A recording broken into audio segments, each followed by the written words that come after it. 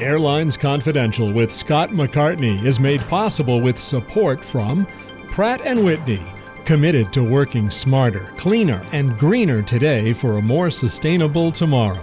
PrattWhitney.com. Infinity Flight, the leader in Cadet Academy flight training programs. InfinityFlight.com. Ontario International Airport in Southern California. SoCal So Easy. And by Cirium, the world's most trusted source of aviation analytics, Cirium.com. We also welcome your business's support. Contact us at airlinesconfidential.com. Welcome to Airlines Confidential. I'm Scott McCartney, and I'm excited for the fall season. The leaves change, the airlines change. A lot is happening this fall.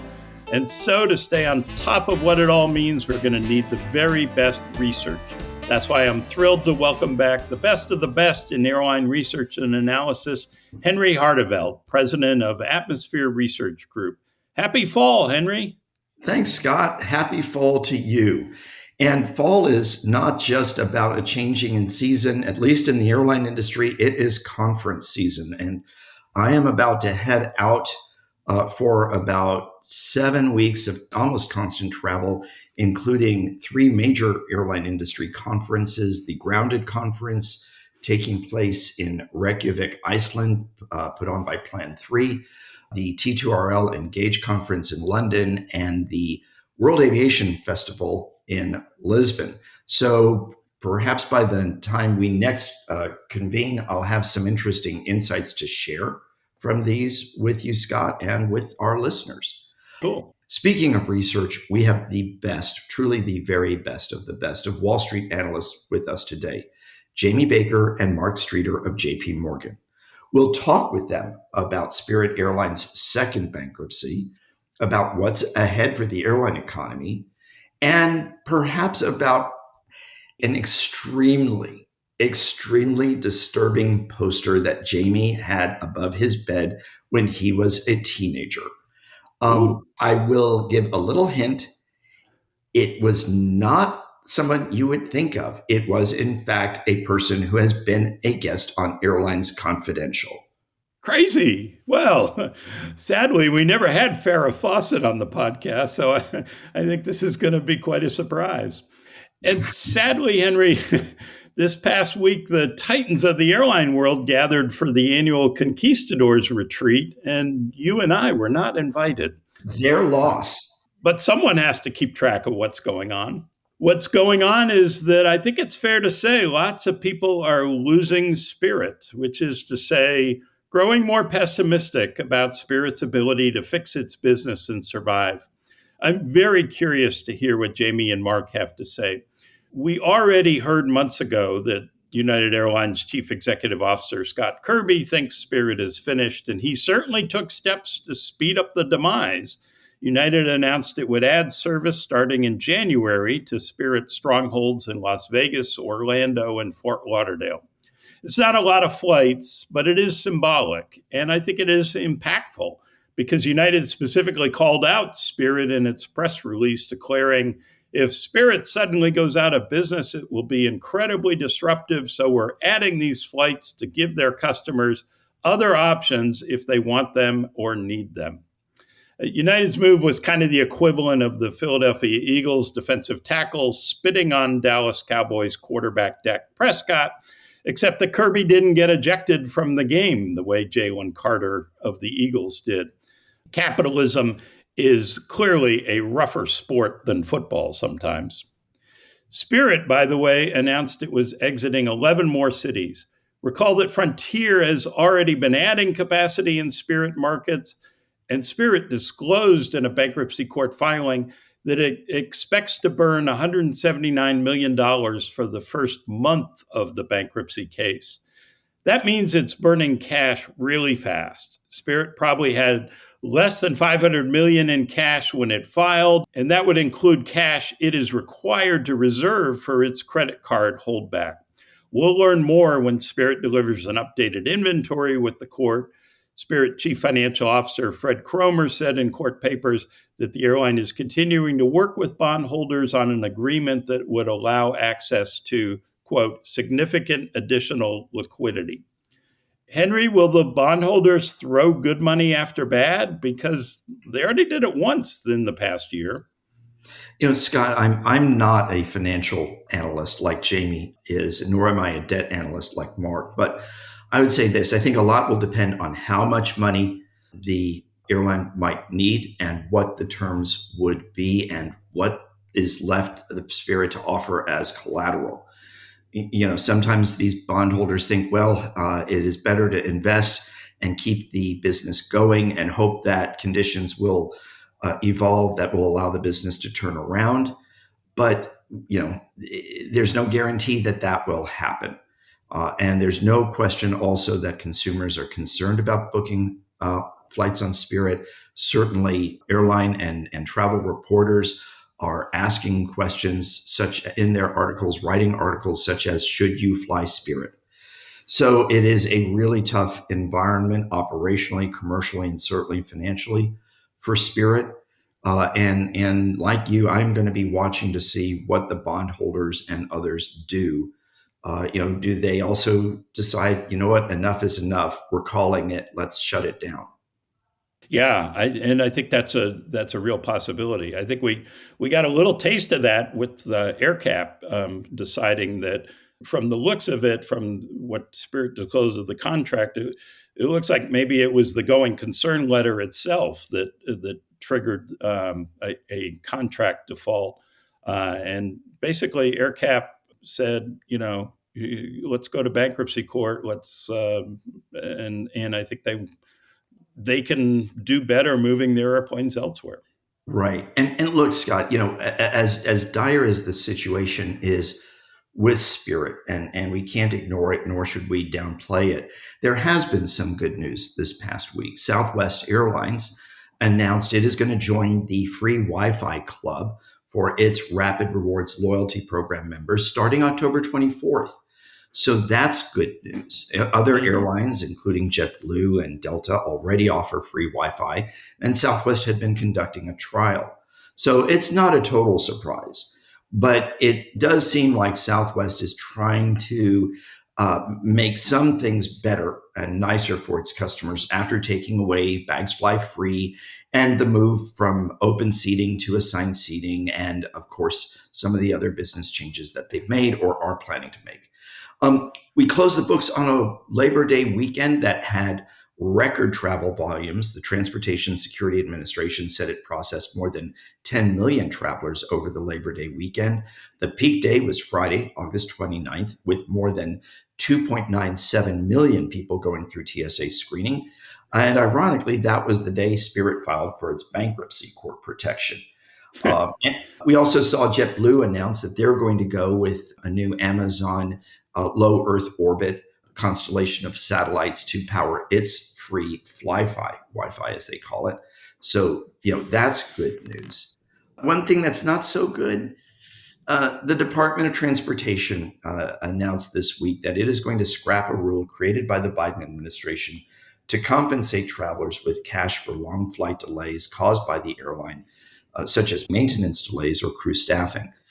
The rule had not yet been implemented, and the reversal came after heavy lobbying from Airlines for America, the airline industry's U.S. trade group. The DOT said it would keep the rules such as the new requirements for speedy refunds if your flight is canceled and you choose not to rebook. And it would also implement rules approved by Congress.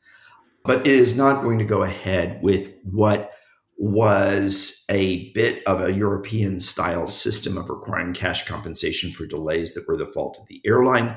By that, I mean the EU 261 policy, although ours was not as generous as the Europeans. I have to say, as an analyst, while I understand the airline's desire to not pay out money, we do need to hold airlines accountable for delays that are within their control. And when you are delaying your customers, you are using their time. And that is, it's just sad to see that we just don't seem to support our travelers in the US to the same extent that some other countries and regions support their airline passengers. So I agree with you, although I was disappointed in that rule itself. I thought it was kind of slapped together at the end of the Biden administration. It just seemed more political to me than a really well thought out rule. Look, it's really complicated, right? Yes. It's a slippery slope if you're going to start penalizing airlines for maintenance problems, for example. You certainly don't want an airplane dispatched with a maintenance problem just because they're trying to avoid heavy fines.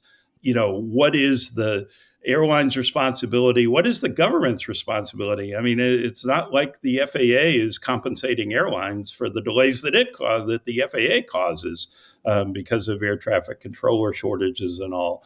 So it's really tricky, and I think a compensation system has to be carefully plotted out, planned, implemented, and all.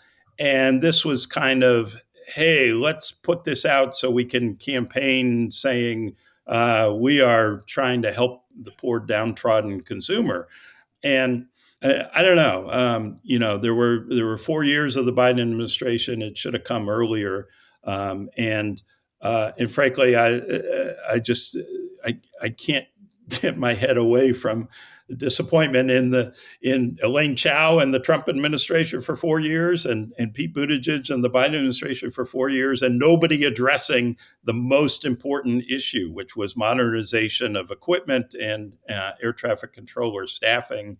And they both, and many DOT secretaries before them, failed at that. And I think that would have been the biggest benefit for travelers, is to fix that. I do hope that we will see meaningful progress with the investment that the FAA is now going to be able to make to improve the technology infrastructure there. Scott, there's one other important note. Air Lease Corp, the leasing company founded by Stephen Udvar-Házy, agreed to be acquired by a group led by Sumitomo Corporation and SMBC Aviation Capital for $7.4 billion with a B dollars. It wasn't a huge premium for Air Lease, which is generally considered to be the third largest aircraft leasing company in the world. Listeners know that AerCap is the largest. And guess who's second already? SMBC. So this is more consolidation in the aircraft leasing world, assuming the deal clears regulatory hurdles. And it's also apparently the end of an illustrious Hall of Fame career for Steve Házy, who is 79 years old. Air Lease has said he'll retire. Házy founded International Lease Finance Corp and built ILFC into a giant. After selling that, he did so again, founding Air Lease in 2010. Yeah, a true legend of the business, and what a career he had. It's going to be, I think, not quite the same industry without him around. All right, Henry, you've been talking to folks about international travel and specifically foreign visits to the U.S., and I saw some interesting bets placed recently by the Las Vegas Convention and Visitors Bureau, new ads and offers to entice Canadian visitors to Las Vegas because U.S. visits from Canadians have been in steep decline, down some 25%. So I'm wondering what you're hearing. I'm hearing the same things you are hearing, Scott. International visits to the U.S., not just from Canada, but from Europe and elsewhere, are definitely down. And what's noteworthy about this is that the US dollar is weaker to many international currencies, including the euro and the UK pound, making the US actually a more financially appealing destination for a vacation because things are just relatively less expensive for international visitors. But we are seeing fewer people visiting from Europe. We are seeing fewer people visiting from Asia. We are seeing fewer people visiting from Canada and Mexico and many other countries as well. And the concerns are many. In part, it's just local or regional economic concerns. In other cases, it's definitely related to the political climate. The stories of international visitors being harassed when they arrive in the U.S. by members of Customs and Border Patrol, the reports of people being turned away, fears of other issues. There are certainly the impact of the trade wars that have been going on. I hope that things will turn around. But one thing I've heard from some meeting planners is they're moving some US based meetings outside the US in order to ensure that all their visitors will be able to attend and that none will be hassled on arrival. Wow. It is more difficult for international visitors to get visas if they don't already have them, but need them to visit the US. So instead of putting a welcome mat out to international visitors, whether business or leisure, who tend, by the way, to stay longer in a destination and spend more at that destination, we're not, we've taken that welcome mat away from a lot of people. And as a result, it certainly is affecting airlines, both U.S. and foreign flag carriers. And it can affect the whole economy. I mean, travel and tourism is a big part of the economy, and you could see an immediate effect in hiring. For example, we saw the weak labor report numbers recently. If you don't have as many meetings, you're not going to hire as many people for various functions. This could affect employment. It could affect a lot of areas of the economy. I think it's a significant issue. Yes, the U.S. really relies on these international visitors. They spend so far, I should say, they've spent approximately $169 billion in 2025, and that is down from $181 billion at this point in 2024. We're one of the very few, possibly only countries expected to see a decrease in inbound international travelers. And again, it affects airlines, of course, but it affects airports. There are fewer people, passing through airports and spending money there. There are fewer people staying at hotels. There are fewer people eating at restaurants. There are fewer people shopping. There are fewer people taking an Uber or a taxi or whatever. So the economic hit from the decline in international visitors is substantial. I hope it will be reversed. I hope that we will see a better year in 2026. I'm just very concerned that perhaps this could last longer than any of us would like. All right. Well, we'll I think get into some of that with Jamie and Mark. Before we bring in Jamie and Mark, I want to thank Pratt & Whitney for its longtime sponsorship of Airlines Confidential. At Pratt & Whitney, the pursuit of more sustainable aviation is foundational. For decades, Pratt & Whitney has been at the forefront of revolutionary advancements in aircraft propulsion technology, and by working smarter, cleaner, and greener today, they are committed to supporting the aviation industry in its goal of reaching net zero CO2 emissions by 2050. Learn more about Pratt & Whitney's smarter technology, cleaner fuel, and greener business at prattwhitney.com. In addition, thanks to Infinity Flight. As a proud partner of the American Airlines Cadet Academy, Infinity Flight delivers high-quality pilot training designed to meet the exacting standards of today's commercial airlines. Infinity Flight is building the next generation of airline pilots, focused, prepared, and ready for the flight deck. Learn more at infinityflight.com. Infinity Flight, the trusted choice of aspiring aviation professionals and the world's largest airlines.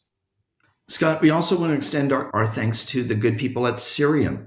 Cirium offers the most accurate and precise data and analytics to enable airlines to optimize their planning, operations, and passenger services. The right intelligence drives operational efficiencies, enabling you to predict market shifts and help airlines respond quickly to maximize revenue, manage costs, and seize commercial opportunity. For more information, please visit cirium.com. And a big thank you to the good folks at Ontario International Airport for their support. Faster is always better when it comes to traveling in and out of Southern California. That's why a growing number of travelers are choosing Ontario International Airport with quick freeway access, easy parking, and shorter lines.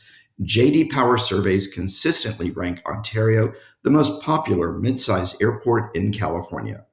Visit flyontario.com to learn more about ONT and how they boldly seize every opportunity to connect the Inland Empire to the world. Okay, time to find out what's really going on with airlines. Henry and I are so excited to welcome JP Morgan's awesome airline experts, Jamie Baker and Mark Streeter. Jamie is on the equity side, and Mark is the oracle of airline debt. They are great friends, great colleagues, and great students of things with wings, and they have great respect throughout the industry. Jamie is a member of Institutional Investors Hall of Fame. He joined JP Morgan in March 2002 from UBS Warburg. Before that, he worked at Continental Micronesia and Northwest Airlines in marketing. Jamie holds a BA in economics from Earlham College, a small liberal arts school in Indiana.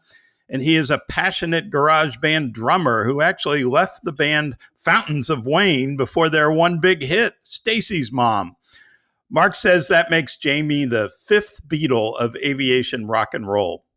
Mark has been at JP Morgan more than 30 years, most of that time analyzing airline credit. Like Jamie, he is one of the industry's most respected analysts with a remarkable record of winning calls. Mark has a bachelor's degree from Boston College and an MBA from Columbia Business School. It's such a pleasure to have you both on Airlines Confidential, and even more fun that we can do this together. There is so much to talk about, but let's start as we always do with the Ben Baldanza question. How did each of you get into this crazy business? Hey, Scott, it's Jamie. I guess I'll go first. I was interested in metal, in airplanes as a kid, but you'll remember in the mid-'80s, People Express had really established a beachhead at the North Terminal at Newark. And that's when my interest started to pivot, sort of away from the metal and more to the business of airlining. I was increasingly flying them. I would cut school on occasion and fly down to the National Air and Space Museum and tool around, started visiting colleges. And that's when I began to wonder, why is it a 727 this week? When I flew this last time, it was one of the ex-Lufthansa 737-100s. Or, how is this airline going to survive charging only $19 a ticket? And of course, the punchline was that they couldn't. So that was a pretty good early, baptism or introduction into the world of airlining. But to cut it short, I interned at Kidder Peabody. You probably remember the name Sam Buttrick. Yes. I went to, I stumbled across one of his TWA reports. This was probably in 1991. And went to visit him, talked airlines, told him I wanted to work for him, and he said, no, I wasn't qualified, which was an accurate statement. I wasn't. But I nonetheless got a job in that research department, and I spent my first year on Wall Street basically sucking up to Sam, and then eventually pivoted over to his team, and the rest is history. Met your wife as well. Yeah. Met my wife at Kidder Peabody. Yeah, good point. The famous Amy Baker. Yeah. And I'm still very good friends with Sam, by the way. He's going to be very tickled that we did this, Scott. I'm going to mention it to him. Well, Sam was always one of my favorites, and I miss talking to him regularly. So it's a great story. Thank you. We should have a whole podcast just on the bet that Sam and Doug Parker had at American Airlines. I think you might have mentioned that, or maybe Doug mentioned it during one of his guest appearances. Yes. But Scott and Henry, this is Mark, obviously, and my story is not nearly as fun as Jamie's. Unlike Jamie, who failed to mention that he had a poster, this is a true story, of Bob Crandall over his bed. It's creepy when you hear it out loud. It's kind of creepy for a teenager, but in any event, I grew up in the back of supermarkets and my father's convenience store, and really didn't have any affinity for aviation, but started off in the credit business in the 90s. And late 90s, I changed jobs and sort of fell into covering the higher quality investment grade aviation when we basically fired someone in our group. And then when 9/11 happened, the lower quality, high yield end, I had a colleague who basically threw up his hands and said, well, you take it, you're covering all the other stuff. And so really started focusing on it right around that time. So it's been about 25 years. And I remember when Jamie started in 2002, I accosted him in the lobby of our old 270 Park Avenue building and said, we're going to be spending a lot of time together and we're going to run this differently than a lot of our colleagues. We're going to work closely together because this industry is constantly going to be in distress, and the equity view and the credit view are going to need to be sort of holistically managed. And that's really what we've been trying to do for the last 20 years and change. It's a great story, and it's worked for you. Yeah, I'd like to think so. We're still here. It kept us in fueling. I don't know what that says about the airline industry and the economic cycle and the volatility that we have in this space, but certainly it keeps securities analysts constantly engaged. Yeah. Let's leave it at that. Yeah. I think your stories are both terrific, and Jamie, there's a lot to talk about, but I'd like to segue actually, although I need to admit I'm having a real problem with you having a poster of Bob Crandall over your bed as a teenager. That's troubling. But I also had model airplanes and stuff. It was, it was part of the overall aviation mosaic, shrine that I built in my bedroom. For the record, I had the Farrah Fawcett poster. I just want to throw that out. Mark wins this one, Jamie. Sorry. Yeah, fair enough. Anyway, we started off by referencing Ben, who, of course, was the co-founder of Airlines Confidential. And I think it's a natural segue, just given Ben's history, to discuss what's going on with Spirit, the airline that Ben really helped turn around and lead to great success. And there's a lot that's going on. Spirit has just filed for a second bankruptcy. So I think we'd all like to understand your take on what your perspectives are with this. Do you believe they have a reasonable chance of addressing the issues that did not get addressed via the first bankruptcy? Do you think that merger is the only option, or could airlines buy assets of Spirits and leave the rest to wither? What do you guys have to say? A lot of yeses and maybes in response to those questions. I mean, I think the record will show Mark and I started to grow concerned about the possibility of a Spirit bankruptcy. The first time, I think the bonds were trading at par. The stock was in the low 20s. And, the deeper we scratched, the more precarious the situation began to look. The real challenge that Mark and I had on the way down, though, was in assessing what Spirit would actually accomplish in Chapter 11. Chapter 11, from an airline perspective, is designed to alleviate certain pressures. Having an ill-suited business plan is not what Chapter 11 is designed to help. If the price of fuel, puts you into bankruptcy, well, Chapter 11 is not your friend in that instance. Now, when we think back to the American bankruptcy in 2011, that one made perfectly good sense. And from the first day, we could sort of figure out what American was likely to do. So just, Mark, review quickly. I mean, what are those more traditional triggers for bankruptcy? Why did that not apply for the first time around with Spirit? Well, years ago, because we've been to this movie so many times, rodeo, whatever, we came up with the 5 reasons why airlines file for bankruptcy, right? And it's pretty simple. Number one is you have onerous labor contracts that stand out from the peer set that you need to address in bankruptcy. Clearly that's not something, and we'll comment on how all these apply to sort of Spirit round 1 or round 2. That's not something that really applied here. If anything, right, the industry labor escalation keeps going up, right? I mean, just look at, what happened with Air Canada with the flight attendants now, having, pay on the ground and so forth, right? So that continues to go in the wrong direction. So that's number one. Number two is you have, and this is old school, obviously, you have a pension liability. You need to lay off that liability to the PBGC or somehow fix pensions. That was obviously a driver of bankruptcy for a lot of airlines, certainly during the 2000s on the heels of 9/11. Not really relevant here for Spirit. So sort of push that one to the side.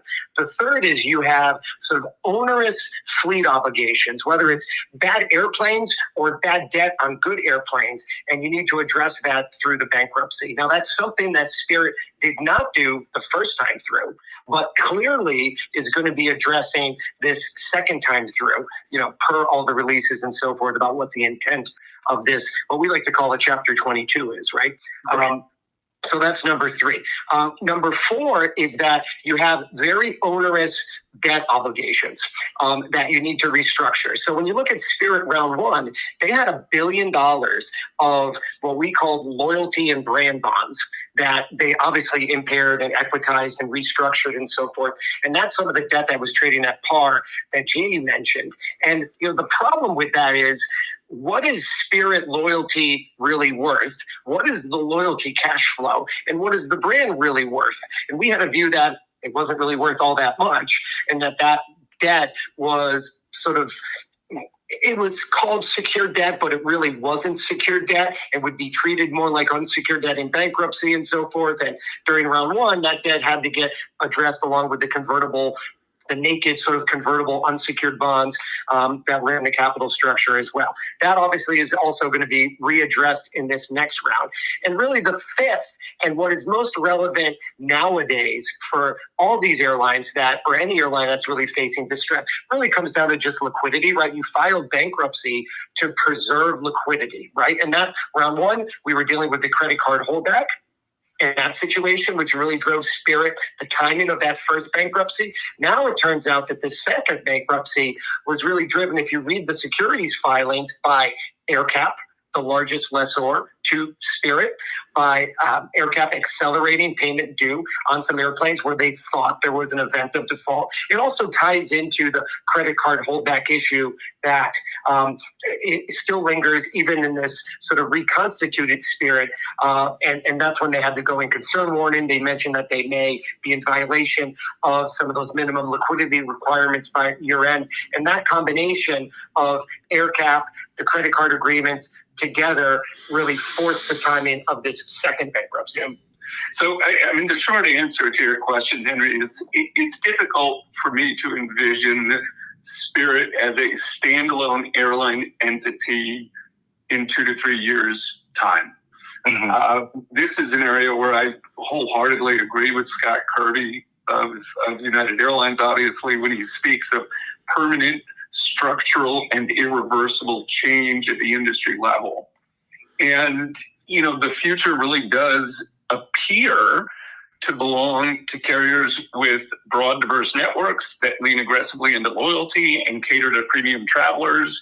And I just don't see Spirit being able to pivot into that narrative, because the bigger picture here, I've always advocated that there was room for spill carriers at the industry level.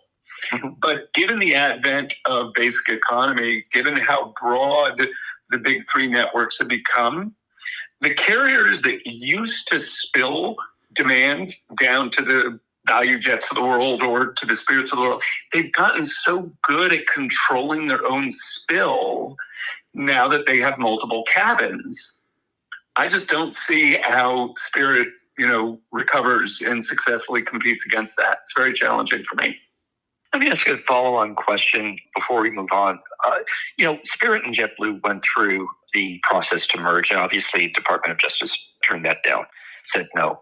Do you think that Spirit should have insinuated, if not stated outright, we won't be able to survive without some kind of merger to perhaps get that approval? We actually found, Henry, it was very interesting that if you read through the case and the argument that Spirit made, they never really made the failing firm argument. Right. They never pushed that aggressively. And of course, in hindsight, you could say, well, maybe they should have. But I think part of it became so binary that if they did make that argument, how would they recover if the deal was rejected and so forth? They will, part of running an airline, right, is having employee buy-in and so forth. And if you're really making the argument, all or nothing, we either merge with JetBlue or we die, and then the court blocks it. Well, what was going to be plan B in that case? So they really didn't go down that path. But we felt that if the government didn't approve the deal, and obviously we knew that JetBlue was going to walk away from the deal. There was no chance if the government did approve the deal that JetBlue was going to go through with it. They would have rather been sued rather than, or even recut a deal at a much lower number. They were going to walk away. And that became very clear.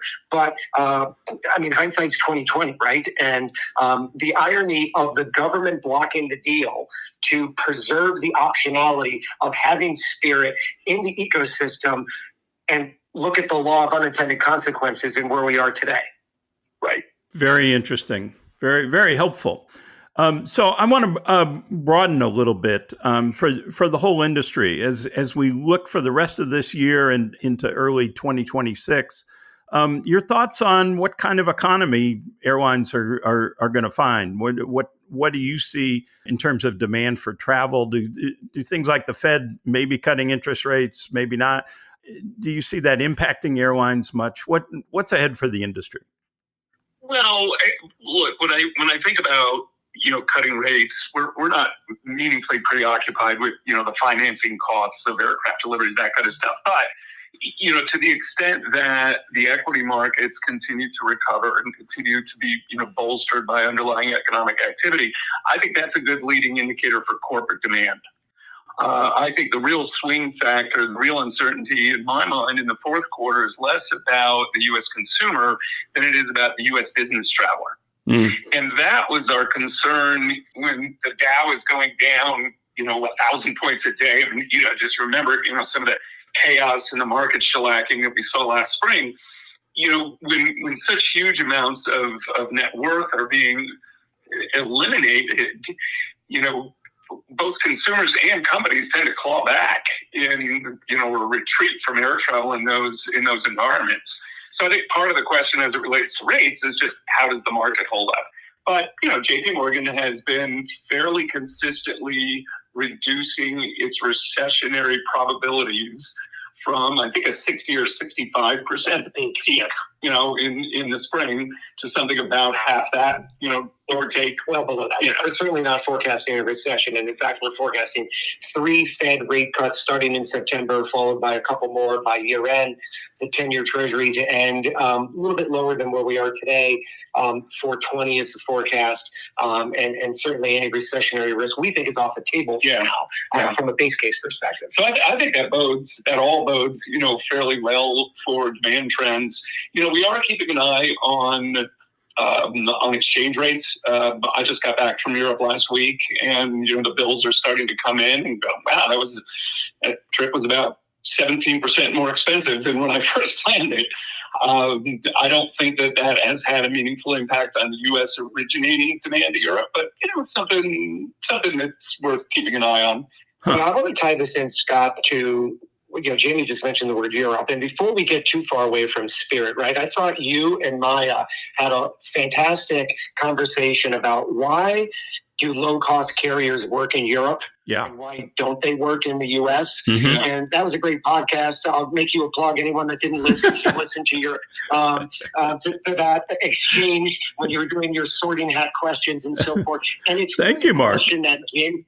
The free plug. It's really a question that Jamie and I struggle with, right? Because why does the Ryanair model work so well in Europe? Why doesn't the Spirit model right now work in the U.S.? And clearly, to get to your question here, a rising economic tide is going to lift all boats. But it doesn't necessarily change the dynamic that we're dealing with in terms of the margin superiority of Delta and United, and take a step down to sort of everyone else, to be fair to Alaska and so forth. But you know where I'm saying on this. Yeah. And so it's going to be very fascinating to see how much that rising tide lifts the lower end of the consumer here. We do think it's getting better because, Jamie, you have the most recent data, right, on fourth quarter capacity, where we are right now versus where we thought we were going to be earlier in the year. Yeah, there was one point where we thought fourth quarter domestic capacity could be up close to 5%. We're now down at 3% even. Schedules are still not fully baked. I'm thinking domestic capacity in the fourth quarter will come in around 2.5, 2.7%. Now, it was flat in the third quarter, and so there is a bit of an acceleration there. So we'll see what happens, that incremental capacity, seasonally adjusted could very well be what hopefully accommodates an increase in business travelers in the fourth quarter. We will see. Right. And that gets really to the point I was trying to make, Scott, about you and your conversation with Maya, right? And I agree with almost everything you said.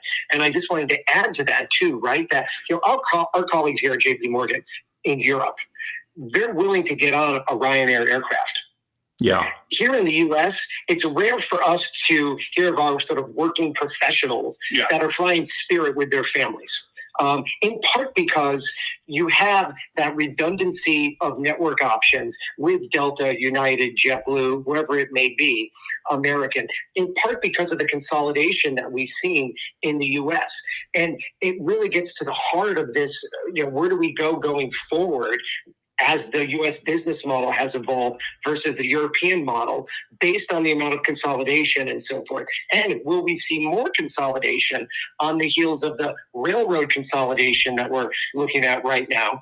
I find it very interesting that Richard Anderson is the chairman of Norfolk Southern, which is attempting to take Union Pacific and Norfolk Southern to about 40% plus market share in one combined Transcon rail network. Look at the market shares that we have with Delta, American, United at the top, 20% and change as we go down from there. And it ties back to your question before of Spirit Airlines. Will they merge? If not, how does that play out? All very interesting, which, railroads and airlines, I'm not sure either industry over time has really made money certainly not moving people, nor have stagecoaches or steamships or anything else. It's historically always difficult to make money moving people. You talk about making money, Scott. You mentioned this. Is it possible for investors to make money if they choose to invest in airline stocks or to acquire airline debt? Absolutely. And, I think pre-COVID, our thesis on the industry and how much change had taken place because of the Chapter 11 cycle, because of the consolidation cycle, I felt that my investment thesis was advocated for or affirmed by the fact that Berkshire Hathaway was the first or second largest shareholder in American Delta, United, and Southwest. Those were not company-specific bets. That was clearly a differentiated view that Berkshire Hathaway had to have had at that time as to where the industry was progressing. That evolved from the prior comment of Warren Buffett that the Wright brothers would have been better off to crash the plane Kitty Hawk. Yeah, correct. So pre-COVID, we definitely felt that the ingredients were falling into place for the industry to be investable on a longer-term basis. Now, obviously, Berkshire Hathaway, capitulated close to the bottom of the cycle, early on in COVID, and we've not seen the level of long-only institutional ownership return to the space, but it is getting better. But even without those long-term investments, we've got what we think are great trading strategies. We've got our down 30 and 30 trading rule. There's a seasonality to trading airline equities as well. So I think the short answer here, Henry, is that we will continue to rely on trading rules and we will be as nimble and opportunistic as possible. But we are of the view that longer term, yes, it is increasingly likely that you can park equity in the airlines and generate above market returns over a 3 to 5 year time horizon. Jay, to give the example of your down 30 and 30 call on United Airlines and maybe explain that, because that's something that'll resonate with this crowd. Yeah, so believe it or not, there have been 29 instances where United or pre-merger Continental lost 30% of its value in 30 or fewer trading days. That's where we came up with the down 30 and 30. So we went back and back tested and said, okay, if you had purchased either United or Continental equity at the very first instance that it was down that much, that quickly, how would you have done over the next 180 trading days? And the answer is there would have been a 71% likelihood of generating a greater than 50% return, with the average return being a doubling of your investment. Now, this is really just shorthand for saying that when the market has decided so quickly that things are so bad, the market has routinely been incorrect. Too fast, too furious. Airline stocks can obviously come in, in a much more gradual fashion. We saw that happen with Spirit, for example. But that's a trading rule that we've worked with, pretty religiously. United triggered that rule at about $76 a share, as I recall, around the March 9th or 10th.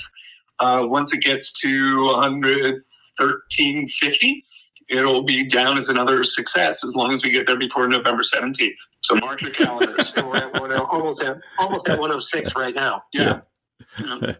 I'm fascinated by your thesis that it can be investable long term.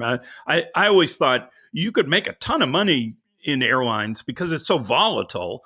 You could also lose a ton of money, but what you didn't want to be was a long term holder. But you're saying now you can be.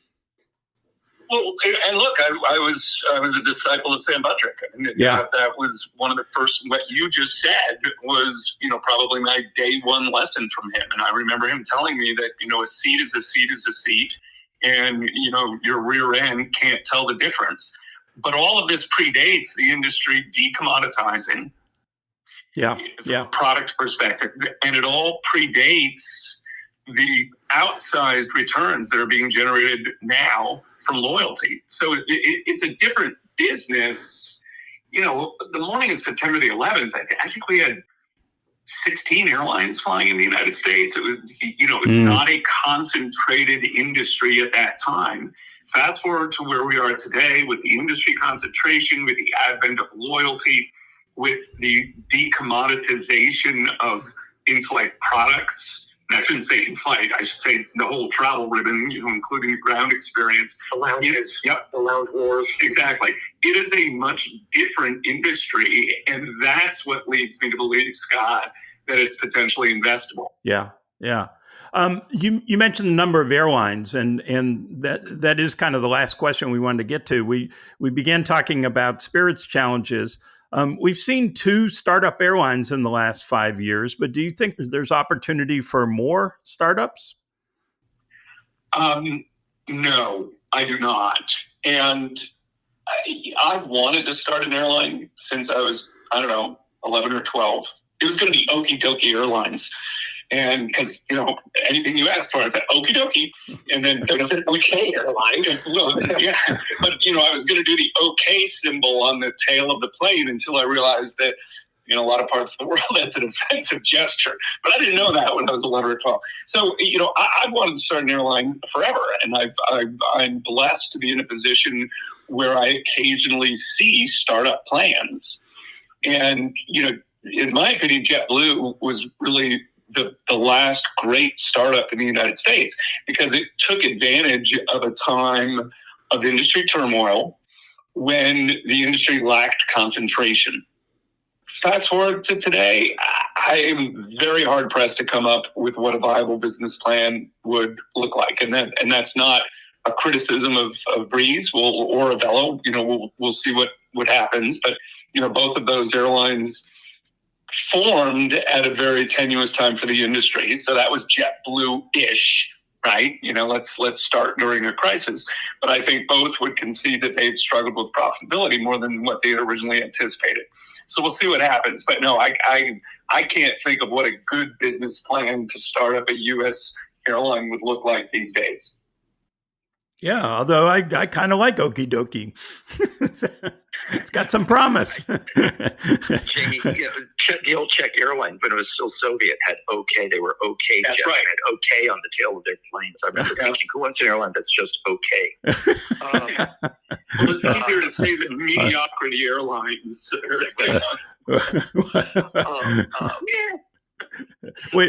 We got a lot of those.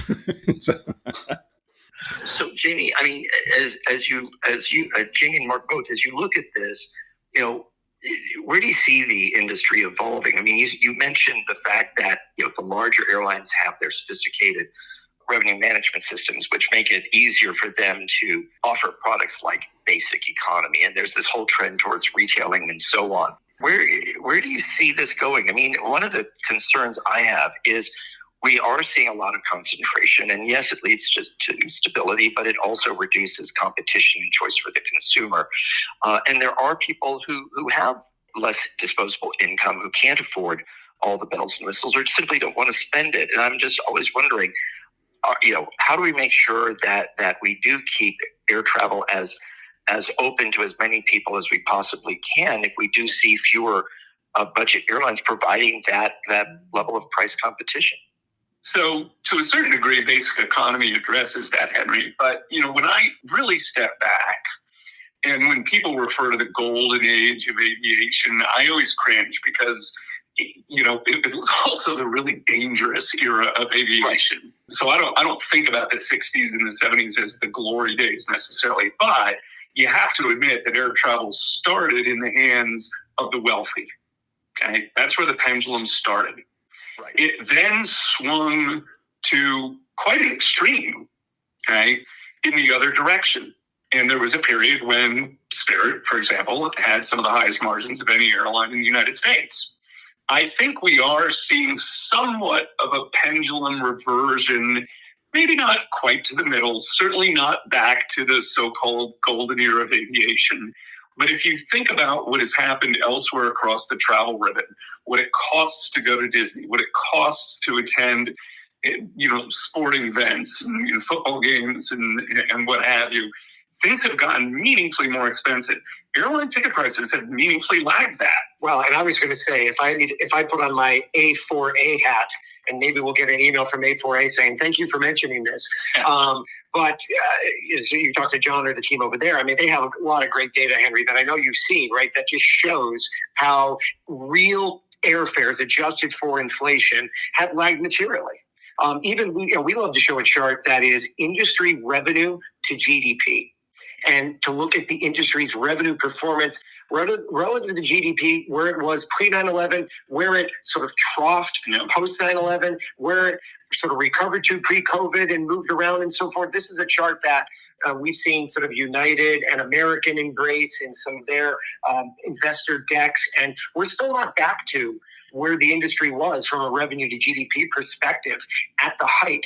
And you could argue that with the ecosystem that we have, with loyalty and everything, and the premium products and paid load factor up front being the highest ever and so forth, why isn't the industry back to that same level of revenue production versus the economy? We've actually lagged here. So I would take sort of the opposite of your premise, right, which is that, airfare right now is as accessible, or air travel is as accessible as it's really ever been. And you might not feel that personally, Henry and Scott, when you're taking nonstop flights into, OA hubs. But, for pure connecting itineraries, where there is no nonstop alternative, competition is very much alive and well. You've got the three major networks. You've got Southwest, which has just naturally, growing connectivity options throughout its network.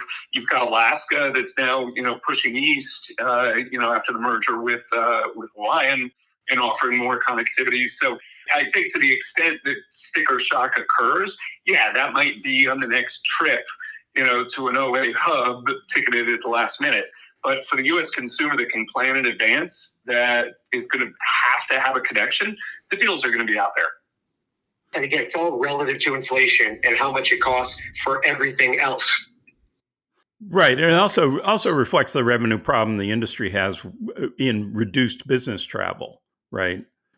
Absolutely. Yeah. And the excess capacity that we've had. I mean, that's been one of the things we've been struggling with because Jamie and I, we also cover the aircraft leasing companies.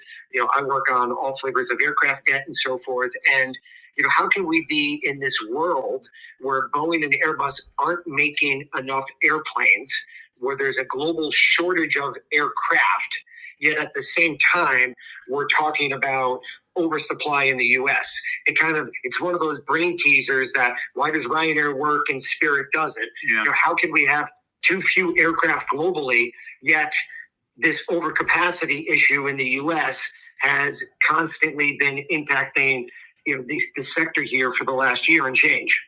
Yeah. Well, guys, this has been fascinating. We really appreciate your time, really appreciate your insights. And let's do this again. We should do this more often. This has been very helpful, I think, for all of us. I really appreciate it. Thank you. Yeah, if we could do it next time somewhere where Mark and I could fly out to see you. Yeah. We'd be up for that. Yeah, absolutely. Absolutely. There's this return to office mandate now. So we need to start traveling for work more. Excellent. Excellent. All right. Thank you guys so much. Take care. Cheers. We will be right back with the mailbag. Promotional consideration provided by the Archive.net, celebrating 20 years with a fresh new look and over 60,000 items of AvGeek goodness. It's the hub of air transport history, and you're welcome aboard. The Archive.net. Henry, lots of questions in the mailbag about Spirit and what's ahead for the whole industry. This really is such a time of dramatic change for the airline world. I'll no doubt be teaching this in my history of aviation class at the University of Colorado Business School before you know it. So here we go. Jason in Utah asks if we can give some clarity on the value of Spirit assets, such as airplanes, gates, and slots. Alex in Detroit asks what we think of the prospects for consolidation in the LCC world. And John in Rochester asks if we think Southwest would have any interest in Spirit A321s to fly to Europe and South America sooner rather than later. Where do you want to start?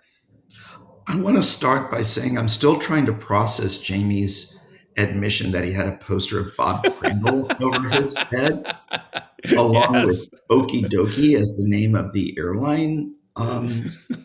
Yeah. Good for you, Jamie. Anyway, let's talk about this because, Jason. Excellent points. Thank you, Henry. I'm sure everybody's wondering the same thing. God bless Jamie's wonderful wife, Amy, for actually marrying him in the first place. Anyway, Jason, Alex, and John asked some really, really interesting questions. So look, the court and others will establish the actual financial value of Spirit's aircraft, gates, slots, brand, and so on. But there is value there. And this may be a case where the parts could possibly be worth more than the sum of the parts. I want to go back to when American acquired TWA. American did not merge with TWA. I think we have to remember this. They acquired assets of TWA's, and at American's request, TWA put itself in a prepackaged bankruptcy in order to complete the transaction.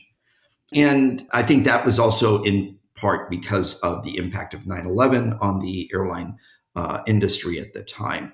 But there may be a case with Spirit that assets such as its aircraft, gates, slots, and a few other things could be worth more to possible acquirers than an outright merger.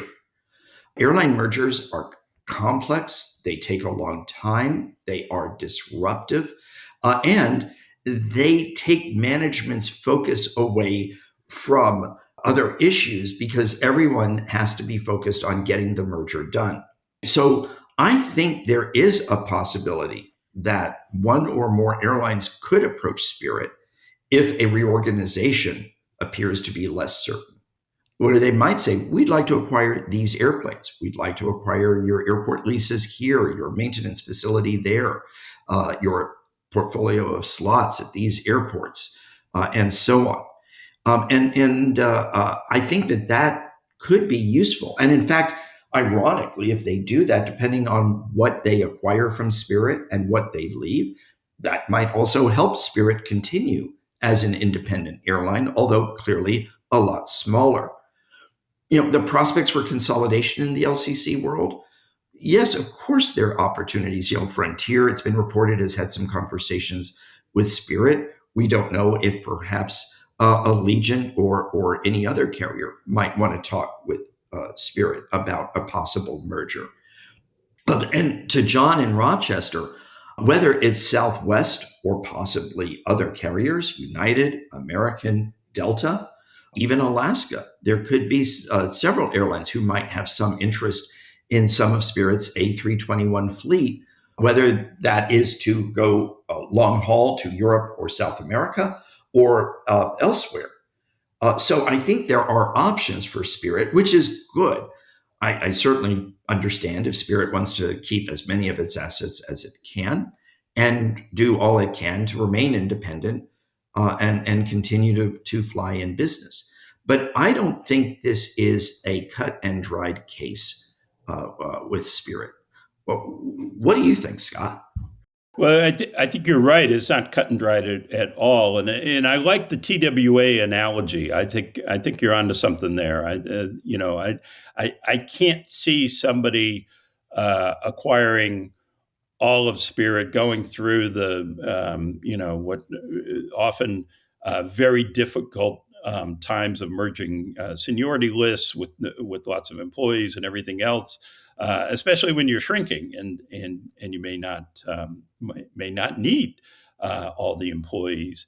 So I did some digging into numbers. I asked Cerium to pull data for me on Spirit's fleet, and it's really kind of sobering. I have to say, Spirit has 153 airplanes in service right now, 61 in storage. We knew that before. A lot of those airplanes in storage are really awaiting Pratt and Whitney engine blade replacement because of the problem that Pratt and Whitney has had with a coating on blades that was found to be substandard material, and so planes all over the world are grounded, including a bunch at Spirit.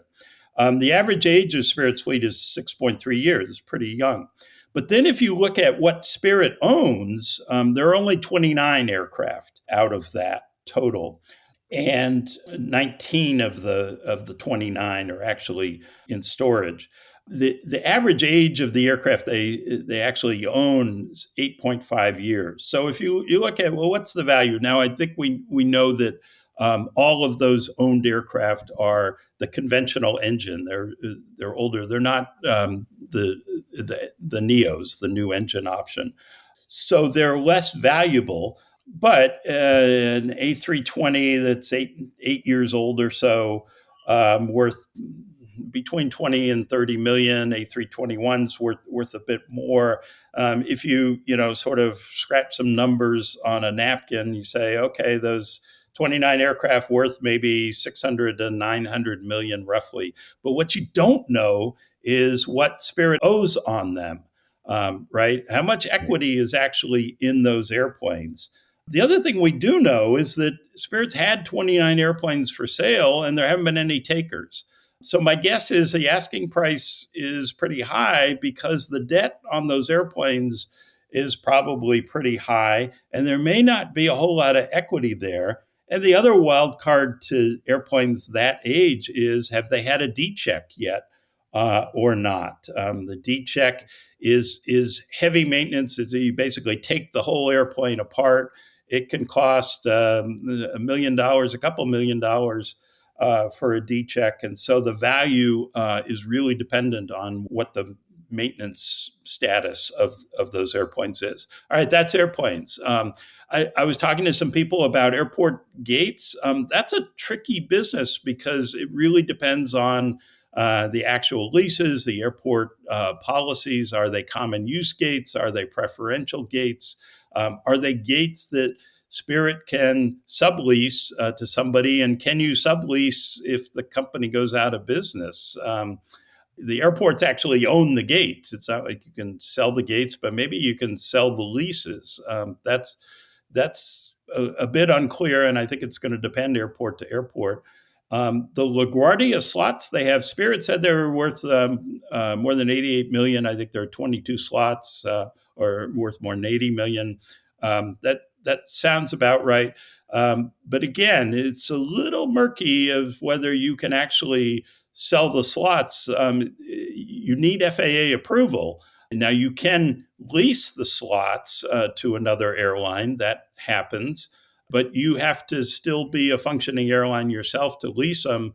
If you're going to sell the asset, does the FAA have to approve what's essentially a reallocation, where the FAA wants to make sure that markets are competitive? I don't think there'd be any problem selling them to Frontier. I think there would be a big problem selling them to Delta, right? Delta's got more than 500 slots at LaGuardia. So that might be a more difficult case. Anyway, the sobering aspect of it is when I looked at all this, I'm not sure how much value there really is here, since most of the fleet is leased, and what's left. So that's my take on that. On consolidation in the LCC world, I think you nailed it. The consolidation would be Frontier, either acquiring Spirit, more likely acquiring assets from Spirit, or just getting bigger because of Spirit's demise. One thing about airplanes, I looked at Frontier's utilization of its own fleet. It's down. It was in the second quarter, average 9.7 hours per day. A year ago, it was 11.2 hours per day. So Frontier has plenty of capacity in its own fleet, and Frontier has big aircraft orders coming. There are 235 aircraft on order at Airbus. So I'm not sure what Frontier would really need in terms of Spirit airplanes. So we'll see. Breeze and Avello, they're both kind of struggling right now. I think you could see some consolidation there, although they have very different fleets themselves.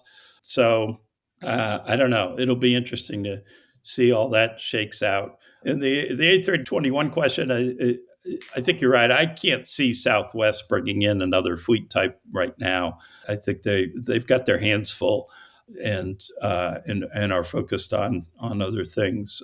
But we'll see. I don't know. Did we cover it all?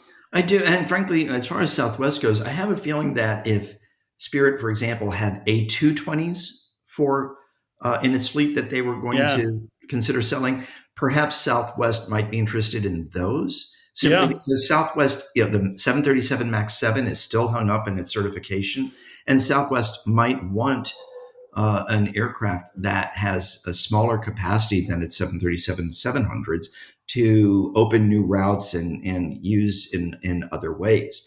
I agree that I just don't see Southwest, at least right now, given, as you said, all they have on their plate, wanting A321s from any airline, though perhaps at some point in the future, maybe they would.